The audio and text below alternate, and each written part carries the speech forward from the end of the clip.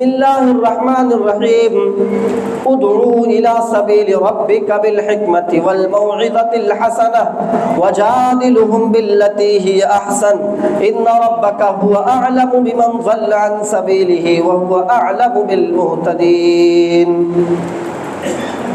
ہر قسم کی تعریف اس اللہ رب العزت کے لیے لائق و سزاوار ہے جو ہم سب کا خالق، مالک، رازق، مربی اور پالنہار ہے۔ اسی کی ذکر و فکر میں، عبادت و ریاضت میں ہمیں اپنی زندگی کا اکثر و بیشتر حصہ گزارنے کی کوشش کرنی چاہیے۔ درود و سلام نازل ہوں اللہ رب العالمین کے ان تمام نبیوں پر، خصوصاً ہمارے آخری نبی جناب محمد رسول اللہ صلی اللہ علیہ وسلم پر، اللہم صلی وسلم مبارک علیہ۔ حضرات، میں نے خطبہ مسنونہ کے بعد قرآن کریم کی ایک آیت آپ کے سامنے تلاوت کی ہے۔ اللہ تعالیٰ اس آیت میں فرماتا ہے، لوگوں کو اللہ کے راستے کی طرف بلاؤ۔ یہ کہا جا رہا ہے اس آیت کے اندر کہ لوگوں کو بلانا ہے اللہ کے راستے کی طرف، اور کیسے بلانا ہے؟ حکمت کے ساتھ، عقل مندی، حکمت کے ساتھ، اچھی نصیحت کے ساتھ۔ آئیے وہ آیت میں پڑھتا ہوں اور اس کے بعد اس کا ترجمہ کرتا ہوں۔ اللہ رب العالمین فرماتا ہے، ادعو الی سبیل ربک بالحکمت والموعظۃ الحسنہ، لوگوں کو اللہ کے راستے کی طرف بلاؤ۔ کیسے بلاؤ؟ بالحکمہ، حکمت کے ساتھ، والموعظۃ الحسنہ، اور اچھی نصیحت کے ساتھ لوگوں کو اللہ کے راستے کی طرف دعوت دو۔ لوگوں کو اللہ کے راستے کی طرف بلانا ہے، کیسے؟ حکمت کے ساتھ اور اچھی نصیحت کے ساتھ، والموعظۃ الحسنہ، اچھی نصیحت کے ساتھ، وجادلهم باللتی ہی احسن، اور اگر تمہیں ان سے مناظرہ کرنا پڑے، تم سے بحث کرنا پڑے، تو تم بحث کے درمیان اچھے انداز میں، پسندیدہ انداز میں ان سے بحث کرو۔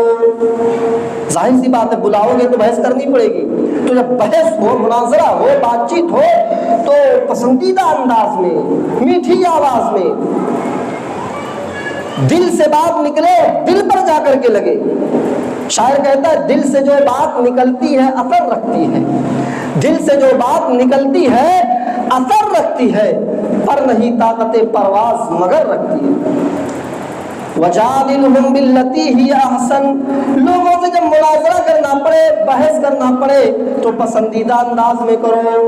ان ربک هو اعلم بمن ضل عن سبیلہ، اور اللہ اچھے طریقے سے جانتا ہے کہ کون لوگ ہیں جو راستے سے بھٹکے ہوئے ہیں۔ بھٹکے ہوئے لوگ کون ہیں؟ اللہ اچھی طریقے سے جانتا ہے۔ وَهُوَ أَعْلَمُ بِالْمُهْتَدِينَ، اور اللہ یہ بھی اچھی طریقے سے جانتا ہے کہ کون لوگ ہیں جو ہدایت پانے والے ہیں، جو ہدایت پر ہے، اللہ ان کو بھی جانتا ہے، اور جو بھٹکے ہوئے ہیں اللہ ان کو بھی جانتا ہے۔ لیکن اس کے باوجود اللہ کہہ رہا ہے، ادعو الی سبیل ربک بالحکمہ، اللہ کے راستے کی طرف دعوت دینا ہے، اللہ کے راستے کی طرف بلانا ہے، حکمت کے ساتھ، حکمت کے ساتھ، اچھی نصیحت کے ساتھ، اچھی نصیحت کے ساتھ۔ اذان ہو رہی ہے، حی علی الصلاۃ، حی علی الفلاح، نمازی کے کانوں میں آواز گئی، نمازی گھر سے وضو بنا کر کے مسجد کی طرف آ رہا ہے۔ بے نمازی اپنے اڈے پر بیٹھے ہوئے ہیں، نوجوان بڈھے کیرم بورڈ کھیل رہے ہیں، لوڈو کھیل رہے ہیں، ریلز دیکھ رہے ہیں، چوراہے پر بیٹھے ہوئے ہیں۔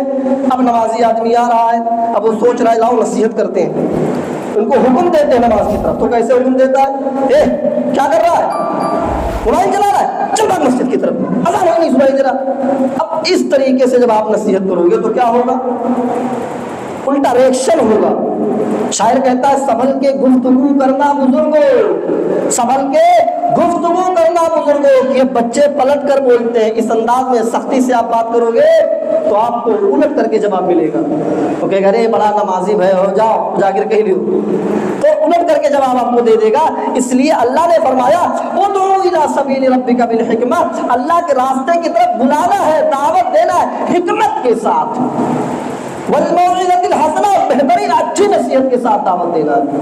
اللہ کے نبی جب مکہ کے گلیوں میں دین کی تبلیغ کر رہے تھے، اللہ کا پیغام مکے والوں کو سنا رہے تھے، تو مکے کے لوگ آپ کی بات انکار کر رہے تھے، آپ پر ظلم کر رہے تھے، آپ کے ساتھیوں کو مار رہے تھے، آپ پر ظلم و ستم کے پہاڑ ڈھائے جا رہے تھے۔ تو آپ نے یہ سوچ کر طائف تشریف لے گئے کہ چلے مکے کے لوگ تو ہماری بات نہیں مانتے، چلتے طائف دوسرے شہر میں چلتے، ہو سکتا ہے وہاں کے لوگ ہماری بات مان لے۔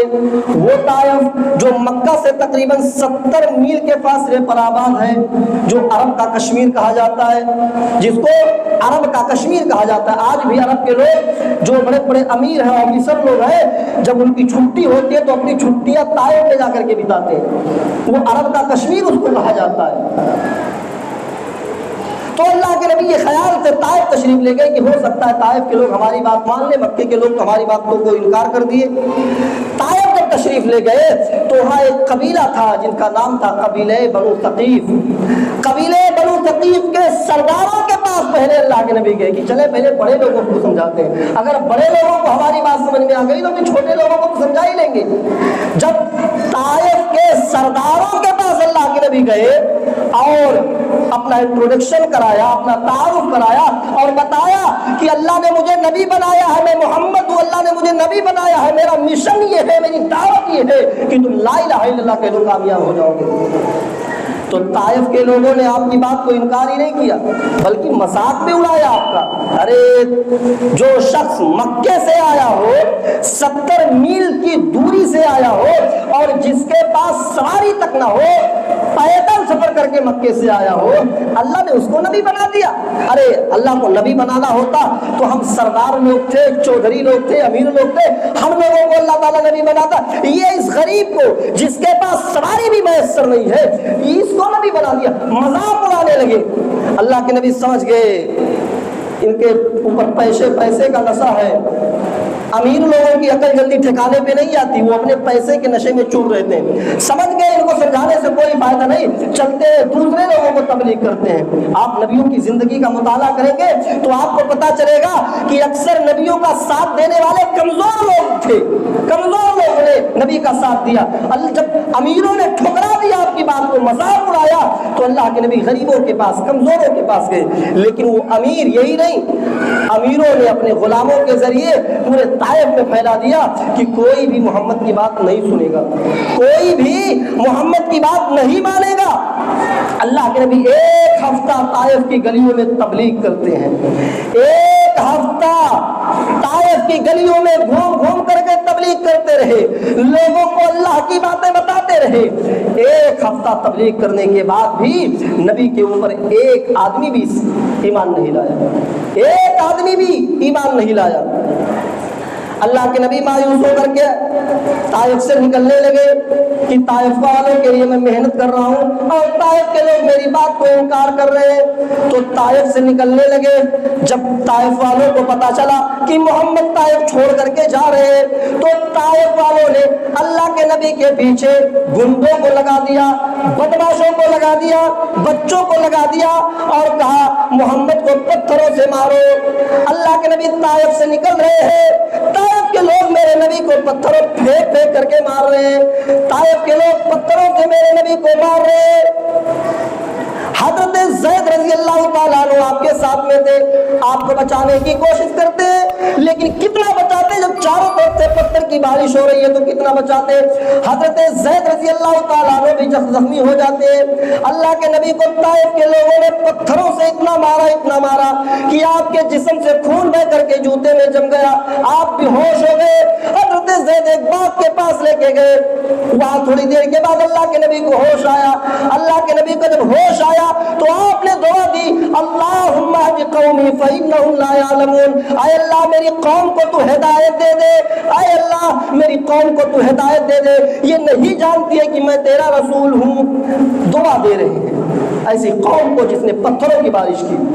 جبریل علیہ السلام آتے اور کہتے ہیں اللہ کے نبی آپ کے اوپر بڑا ظلم ہوا ہے، طائف کے لوگوں نے آپ کو پتھروں سے مارا ہے۔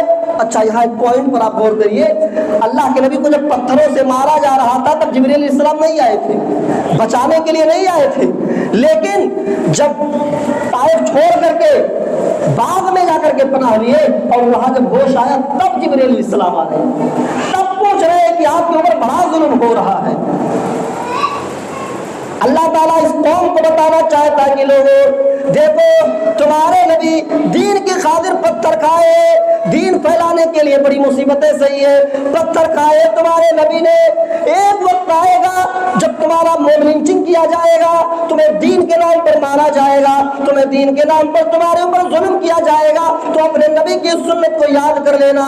हजरत जिब्रील अलैहिस्सलाम अल्लाह के नबी से पूछते हैं, अरे अल्लाह के नबी, ताइफ के लोगों ने आपको पत्थरों से मारा है, मेरे साथ पहाड़ों का फरिश्ता आया हुआ है, आप एक बार हुक्म दे दे तो इन ताइफ वालों को जो पहाड़ों के बीच में बसा हुआ है, इनको पहाड़ों के बीच में दबा दे, सटा दे, उनको पीस दे, इनका चटनी बना दे, इनके बच्चे बच्चे को मार डाले। आप एक हुक्म दे दीजिए, एक हुक्म दे दीजिए।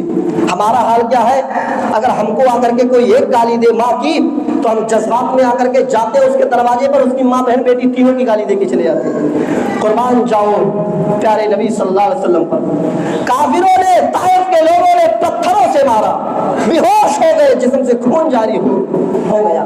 फरिश्ता इजाजत मांग रहा है, आप सिर्फ हुक्म दे दें, एक हुक्म दे दें, हम इन ताइफ वालों को पीस देंगे, उन्हीं पहाड़ियों के बीच में जहां वो रहते हम पीस देंगे, उनके बच्चे बच्चों की जान ले लेंगे। लेकिन अल्लाह के नबी ने कहा नहीं, उदू इला सबील रब्बिका बिल हिकमा, अल्लाह के रास्ते की तरफ बुलाओ हिकमत से। हिकमत से, हिकमत क्या थी? अल्लाह के नबी ने कहा नहीं, अगर ये मुझ पर ईमान नहीं लाते तो मत ना लाए, लेकिन मुझे उम्मीद है कि इनके आने वाली नस्ल मुझ पर जरूर ईमान लाएगी। ये हिकमत थी अल्लाह के नबी की। अगर पिसवा देते तो सारे के सारे लोग खत्म हो जाते, फिर ईमान कौन लाता?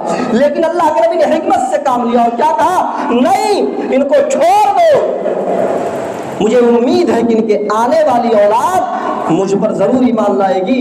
और फिर जमीन और आसमान की निगाहों ने देखा कि उस ताइफ की बस्ती में ऐसे ऐसे लोग पैदा हुए, ऐसे ऐसे मर्द मुजाहिद पैदा हुए जो दीन पर कटने मरने के लिए तैयार थे। नबी सल्लल्लाहु अलैहि वसल्लम की जिंदगी में ही ताइफ के सारे लोग ईमान ले आए, मुसलमान हो गए मेरे भाइयों। तो अल्लाह ने फरमाया, उदू इला सबील रब्बिका बिल हिकमा, अल्लाह के रास्ते की तरफ लोगों को बुलाओ, दावत दो हिकमत के साथ, वल मौइज़तिल हसना, और अच्छी नसीहत के साथ, अच्छी नसीहत के साथ। मदरसे में हर हफ्ते बच्चे मुझे एक तकरीर सुनाते हैं, आज मैं वो तकरीर आपको सुनाता हूँ। अल्लाह के नबी सल्लल्लाहु अलैहि वसल्लम के पास एक आदमी आता है और कहता है, आए अल्लाह के नबी, मेरे अंदर 4 बुराइयां पाई जाती हैं, मेरे अंदर 4 बुराइयां पाई जाती हैं, आप कहें तो किसी एक बुराई को छोड़ दूंगा। 4 बुराई करता हूं, आप कहें तो एक बुराई छोड़ूंगा, चारों नहीं छोड़ूंगा। आपने कहा अच्छा लिस्ट बताओ, कौन कौन सी बुराई करते हो? उसने कहा, पहला गुनाह मैं ये करता हूं कि मैं शराब पीता हूं, मैं शराबी हूं। अल्लाह के नबी ने कहा अच्छा दूसरा गुनाह क्या है? वो कहता अल्लाह के नबी दूसरा गुनाह ये है कि जब मैं शराब पी लेता हूं तो मुझे जिना की ख्वाहिश होती है मेरी एक गर्लफ्रेंड, मैं उसके साथ जिना करता हूं। फिर तीसरा गुनाह क्या है? कहा अल्लाह के नबी, जब मैं जिना कर लेता हूँ, रात और बीतती है तो मैं चोरी भी करता हूँ। पहला गुनाह शराब पीता हूँ, दूसरा गुनाह जिना करता हूँ, तीसरा गुनाह चोरी करता हूँ। आपने कहा चौथा गुनाह क्या है? कहा अल्लाह के नबी, चौथा गुनाह ये है कि मैं झूठ भी बोलता हूँ, झूठ भी बोलता हूँ। 4 बुरी आदतें मेरे अंदर है। आप अगर कहे तो एक बुराई को छोड़ दूंगा, चारों नहीं। मेरे पास अगर कोई आदमी आए और कहे हाफिज साहब मैं शराब भी पीता हूँ, गांजा भी पीता हूँ, सिगरेट भी पीता हूँ, चरस भी पीता हूँ, आप कहे तो एक छोड़ दूंगा, मैं क्या कहूँगा, बस छोड़ना है तो सब छोड़, एक छोड़ने से क्या होगा? लेकिन हिकमत देखिए नबी अकरम की, हिकमत देखिए क्या कह रहा है, 4 बुराई पाई जाती है, शराबी हूँ, जानी हूँ, चोर हूँ और झूठा भी हूँ। आप कहेंगे तो एक बुराई छोड़ूंगा। आपने हिकमत से काम लिया और आपने कहा एक काम करो, तुम झूठ बोलना छोड़ दो, तुम जो वो सोच रहा था कि भी शराब कहेंगे तो शराब जरा मुश्किल होगी, भाई जिसकी बीड़ी नहीं सी छूटती है वो शराब कहाँ से छूटेगी। लाख समझाते रहो बीड़ी से ये नुकसान है, ये नुकसान है, जबकि सिगरेट के पाउच पर कैंसर जैसी बीमारी का फोटो छाप करके देता है और उस पर लिख करके बाकायदा देता है कंपनी वाला कि cigarette smoking is enjoys to health, cigarette सेहत के लिए हानिकारक है, लेकिन अमल है, आदत है, आज छूटती नहीं है, बुढ़ों की भी नहीं छूटती। वो तो शराबी था, लत लगी हुई थी, वो सोचता है जरा शराब की कहेंगे तो मुश्किल हो जाएगी, चोरी छोड़ने को कहेंगे तो भी मुश्किल हो जाएगी, चोरी करता हूं तभी तो गुजर बसर चलता है, सोच रहा है। लेकिन अल्लाह के नबी ने क्या कहा, तुम झूठ बोलना छोड़ दो, तुम झूठ बोलना छोड़ दो। इतनी जोर से हंसता है ना, जैसे वो सीरियल में बालवीर में भयंकर परी हंसती है, ठट्ठे मार के, इतनी जोर। वो सोचता अल्लाह के नबी मैं आपको बड़ा अक्लमंद समझ रहा था, मैं सोच रहा था आप शराब कहेंगे, चोरी कहेंगे, जिससे मेरा गुजर बसर चलता है, आपने झूठ कह दिया, चलिए कोई बात नहीं, आप कह रहे हैं तो मैं छोड़ देता हूँ। उसने कहा हाथ दिया तक हाथ बढ़ाइए, अल्लाह के नबी ने हाथ बढ़ाया, उसने नबी अकरम के हाथ पे हाथ रखकर बैत की और कसम खाई, आए अल्लाह के नबी मैं उस जात की कसम खा के कहता हूँ जिसके कब्जे में मेरी और आपकी और सारे लोगों की जान है, आज के बाद मैं झूठ नहीं बोलूंगा। झूठ छोड़ने का पक्का वादा कर लिया, अल्लाह की कसम खा ली, चला गया। दिन भर खूब मस्ती में रहा, इधर उधर दिन काट लिया। जब शाम हुई तो शराब पीने का जी चाहा। अब देखेंगे मगरिब के बाद से ही शराब की भट्टी पर शराबी लोग पहुंच जाते हैं, वही टाइम होता है शराबियों का। उसका शराब पीने का जी चाहा, जहां से वो शराब हासिल करता था शराब हासिल कर लिया, बातल हाथ में ले लिया शराब का, ढक्कन खोल दिया, पीना चाहा कि पी ले शराब। बस उसे वही इकरार याद आ गया कि मैंने अल्लाह के नबी से वादा किया था कि झूठ नहीं बोलूंगा। अगर मैं शराब पी लेता हूँ और सुबह अल्लाह के नबी पूछेंगे कि क्या तुमने शराब पी थी और मैं कह दिया नहीं, तो झूठ हो जाएगा। और झूठ ही छोड़ने का वादा किया था, अल्लाह की कसम खाई है झूठ नहीं बोलूंगा, और अगर कह दिया नहीं तो झूठ हो जाएगा।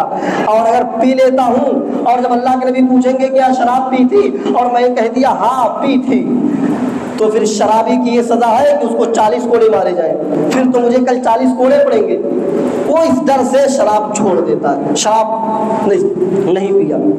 थोड़ी और रात गुजरी, पहुंच गया अपनी दोस्त के पास, गर्लफ्रेंड के पास, ज़िना करने पर आमादा हुआ। फिर वही ख्याल याद आया, अल्लाह के नबी से वादा किया था झूठ नहीं बोलूंगा, अगर ज़िना मैंने कर लिया और सुबह अल्लाह के नबी पूछेंगे क्या ज़िना किए थे और मैं कह दिया नहीं, तब तो झूठ हो जाएगा।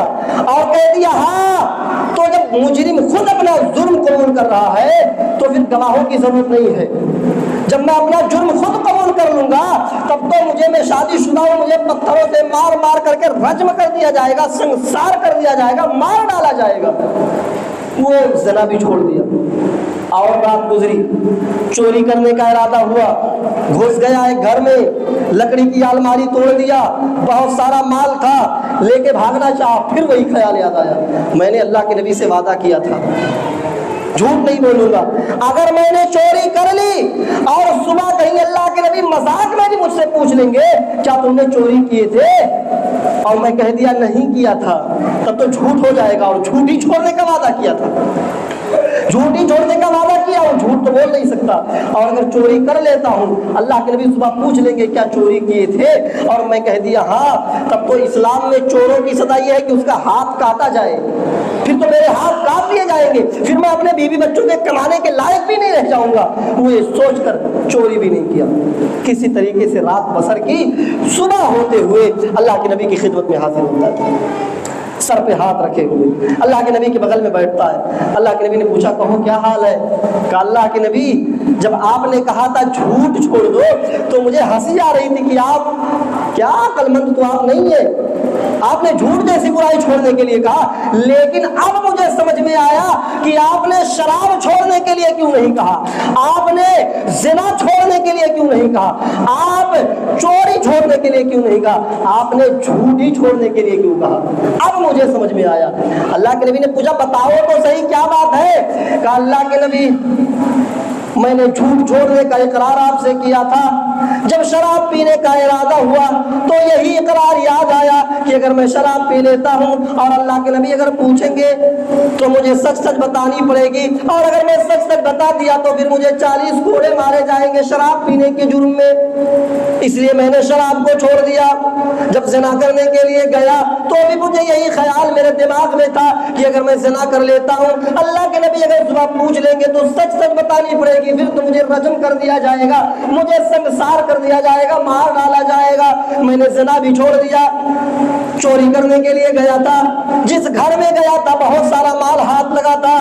اللہ کے نبی اگر وہ مال میں چوری کر لیتا تو کئی مہینے میرے بیوی بچے آرام سے کھاتے, لیکن یہی خیال تھا کہ اگر میں چوری کر لیتا ہوں اور صبح اللہ کے نبی اگر پوچھ لیں گے کہ کیا تم نے چوری کی تھی اور میں کہہ دیا ہاں, تب تو میرا ہاتھ کاٹ لیا جائے گا.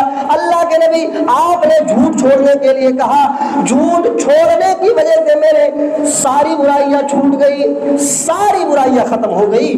شراب بھی چھوٹ گیا, زنا بھی چھوٹ گیا, چوری بھی میں نے چھوڑ دی. فتبسم, اللہ کے نبی کے چہرے پر مسکراہٹ آ جاتی ہے. اللہ کے نبی مسکرا دیتے ہیں, اللہ کے نبی مسکرا دیتے ہیں. اور آپ نے جو بات کہی وہ سنیے. اللہ کے نبی نے فرمایا الکذب راس الذنوب, میں جانتا ہوں کہ جھوٹ ہی تمام برائیوں کی جڑ ہے. الکذب راس الذنوب, جھوٹ ہی تمام برائیوں کی سر ہے. میں نے سر کو ہی الگ کر دیا تو دھڑ تو آٹومیٹک ٹھنڈی ہو جائے گی. بھائی سر کو کاٹ دو تو باڈی کتنی دیر تک زندہ رہے گی؟ تھوڑی دیر تڑپے کی مر جائے گی, ختم ہو جائے گی. الکذب راس الذنوب, میں جانتا ہوں کہ جھوٹ ہی ساری برائیوں کی جڑ ہے. اسی لیے میں نے جھوٹ چھوڑنے کے لیے کہا ادعو الی سبیل ربک بالحکمہ, اپنے رب کے راستے کی طرف بلاؤ حکمت کے ساتھ, والموعظۃ الحسنہ, اچھی نصیحت کے ساتھ, اچھی نصیحت کے ساتھ. آیا تھا چاروں برائیاں تھی, اگر آپ جذبات میں آ کر کے کہہ دیتے نہیں چاروں حرام ہے اسلام کے اندر, چاروں چھوڑو, تو کیا ہوتا؟ وہ چپکے چپکے چاروں کام کرتا. بھائی گواہ ملے گے تب نہ سزا ملے گی. زنا کر رہا ہے, زنا پکڑا جائے گا, 4 گواہ ہوں گے تبھی تو اس کو رجم کیا جائے گا. چوری کیا 2 گواہ لائے گا تبھی تو اس کو سزا ملے گی, ہاتھ کاٹا جائے گا. وہ چپکے چپکے سب کام کرتا, لیکن اللہ کے نبی نے حکمت سے کام لیا, دور اندیشی سے کام لیا. شراب کتنا بڑا گناہ ہے, انسان شراب پی لیتا ہے تو ماں بیٹی میں فرق نہیں کر پاتا ہے. چوری کتنا بڑا گناہ ہے, غریبوں کا مال کس طریقے سے ناجائز طریقے سے چھین لیا جائے, چرا لیا جائے, کتنی تکلیف ہوتی ہے. لیکن اللہ کے نبی نے کیا کہا, جھوٹ بولنا چھوڑ دو. اور جب جھوٹ چھوڑ دیا تو اس کی آٹومیٹک ساری برائیاں ختم ہو گئی, ساری برائیاں ختم ہو گئی. اور جب ساری برائیاں ختم ہو گئی تو اللہ کے نبی نے فرمایا الکذب راس الذنوب, میں جانتا ہوں کہ جھوٹ ساری برائیوں کی جڑ ہے. تو اللہ کے راستے کی طرف بلانا ہے حکمت کے ساتھ, حکمت کے ساتھ. ایک واقعہ اور سن لیجیے. جب اسلام مکے کے اندر اچھی طریقے سے پھیل گیا, مدینے میں بھی پوری طریقے سے پھیل گیا, اب ضرورت پڑی اسلام کو دوسرے شہر میں پھیلانے کی, دوسرے سٹی میں, دوسرے شہر میں تبلیغ کرنے کی. تو اللہ کے نبی صلی اللہ علیہ وسلم نے حضرت معاذ ابن جبل رضی اللہ تعالیٰ عنہ کو بلایا اور کہا معاذ تم یمن کی طرف جاؤ. کہاں جاؤ؟ یمن میں جاؤ, اور یمن میں لوگوں کو اللہ کے راستے کی طرف بلاؤ. کہا ٹھیک ہے. اللہ کے نبی نے پوچھا معاذ کیسے بلاؤ گے لوگوں کو اللہ کے راستے کی طرف, اسلام کی طرف کیسے دعوت دو گے؟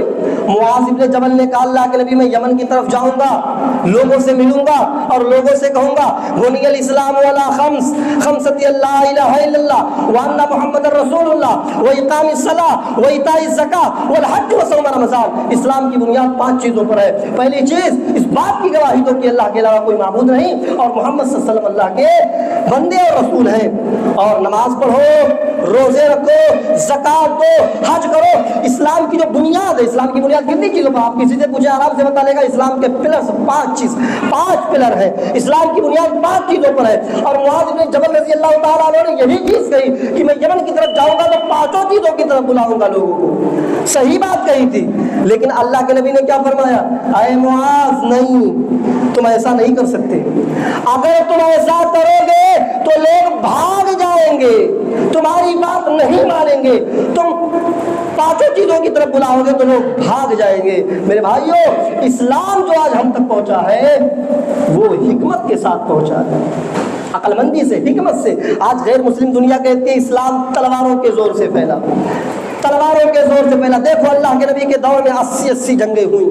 मैं कहता हूँ अल्लाह के नबी के दौर में 80 जंगें हुई, लेकिन जंग लड़ने पर मजबूर किया गया, जंग लड़ने पर मजबूर किया गया, तब जंग लड़ी गई। और अल्लाह के नबी के दौर में जो 80 जंगें हुई, जिसमें कुछ जंगों में आप शरीक हुए, जिसको ग़ज़वा कहते हैं, और कुछ जंगों में आप शरीक नहीं हुए। सहाबा को, किसी सहाबा को सिपह सालार बना करके भेज दिया, जाओ लड़ो, उसको सरिया कहते हैं। अल्लाह के नबी की जिंदगी में 80 जंगें हुई, 80 जंगें।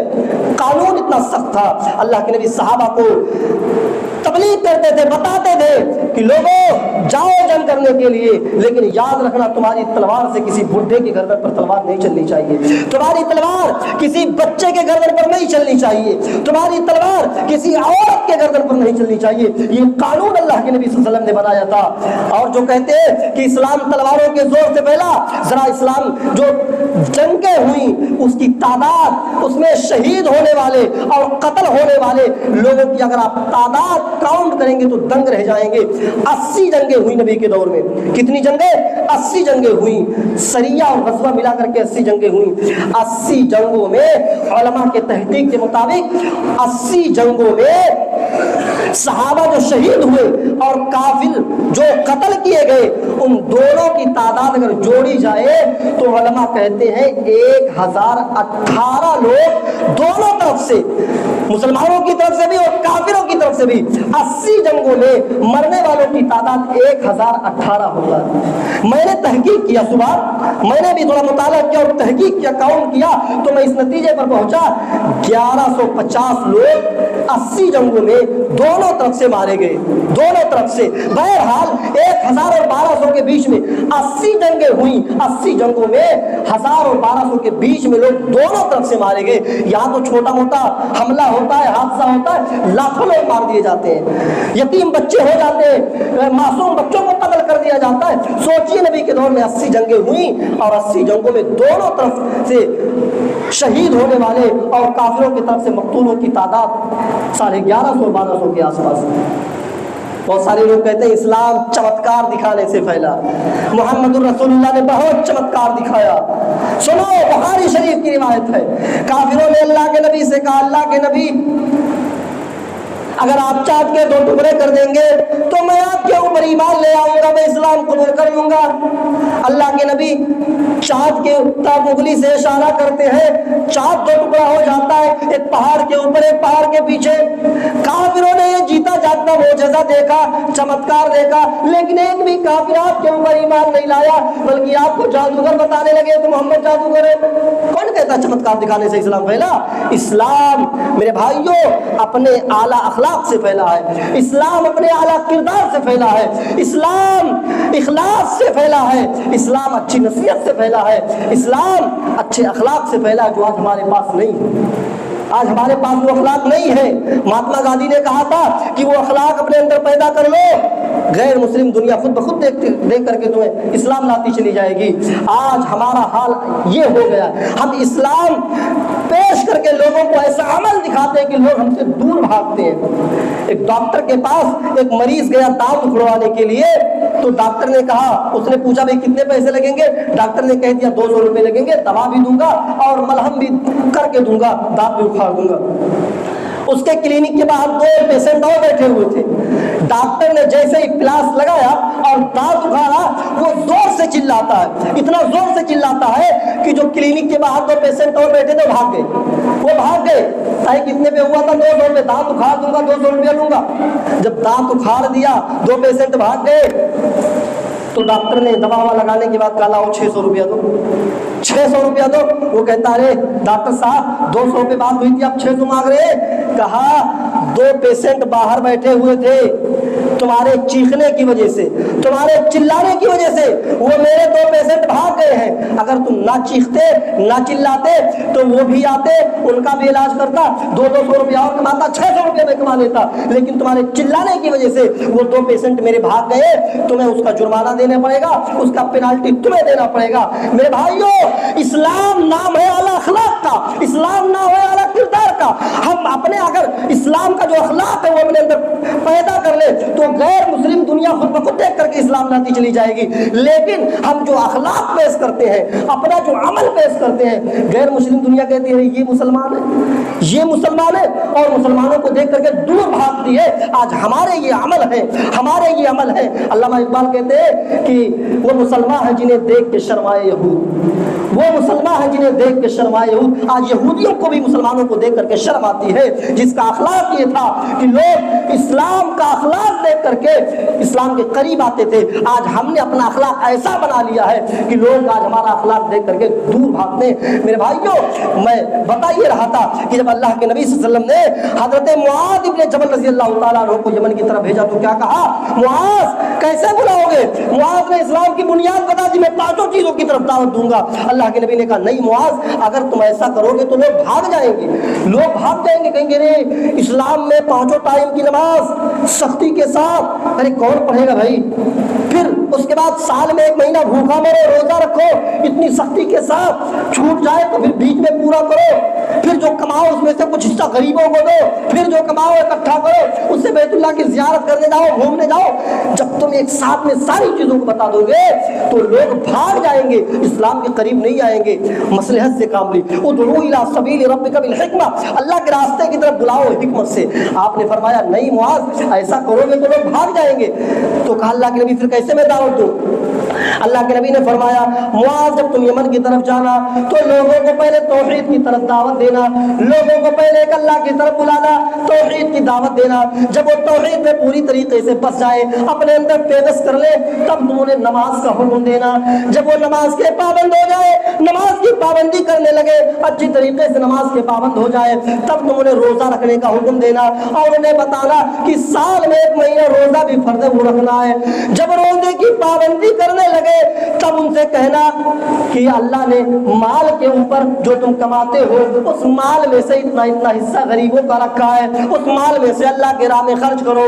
جب وہ اچھی طریقے سے زکات دینے لگے, اپنے مال کو اللہ کے راہ میں خرچ کرنے لگے, تب ان سے کہنا کہ زندگی میں ایک بار حج بیت اللہ کی زیارت کرنا تمہارے اوپر فرض ہے. ایک ایک چیز کو بتانا, بھلے ہی 5 چیز بتانے میں کئی سال لگ جانے دیجئے, لیکن مصلحت سے حکمت سے کام لینا. ایک ایک چیز کو ایک ساتھ میں 5 چیز کو بتا دیں گے تو لوگ بھاگ جائیں گے, اس لیے فرمایا حکمت سے کام لو. اللہ بھی قرآن میں یہی فرماتا ہے ادعو الی سبیل ربک بالحکمہ, لوگوں کو اللہ کے راستے کی طرف بلاؤ حکمت سے, والموعظۃ الحسنہ, اچھی نصیحت کے ساتھ, وجادلہم باللتی ہی احسن, اور جب ان سے مناظرہ کرو, گفتگو کرو تو پسندیدہ انداز میں. اور ان ربک هو اعلم بمن ضل عن سبیلہ, اللہ اچھی طریقے سے جانتا ہے کون راستہ بھٹکا ہوا ہے, وہ ہوا عالم بالمہتدین, اور اللہ یہ بھی اچھی طریقے سے جانتا ہے کون ہدایت پر ہے, کون ہدایت پانے والا ہے. اللہ کو اچھی طریقے سے معلوم ہے, لیکن ہمیں حکمت سے کام لینا ہے. اللہ رب العالمین سے ہم دعا کرتے ہیں کہ العالمین ہمیں دین کی صحیح سمجھ عطا فرمائے.